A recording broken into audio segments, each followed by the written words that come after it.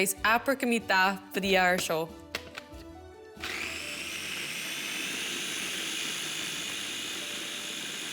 Siol ar sin halcho áling. Is ham i clechtwch mes yn rôl ter sanu gyda gianw yn Açaí bólacking yn ysgrifennu. Is y sin yn hasyn i'r giwri. Hael giwri gymi arbyd yn ystryd na smoothie abyd sio.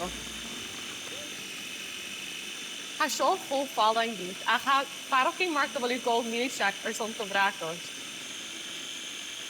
Nes na eich o la ffas gyda fi dysio. Diolch yn hwrt sŵl. O, sy'n yn gwad glefa. A mis mynd i'ch gyfol sy'n. Siol, mae'r hiw, fyr i gynhors mi ia. Mae'r hiw yn y hyn ha snog agus bwc ach ha hwyd o cael yr hyn i chael y glefa. Sy'n as ni y giwri. Ha gyma colwch ri roll check. Sy'n yn ysdio siol yr sy'n y chlechgych.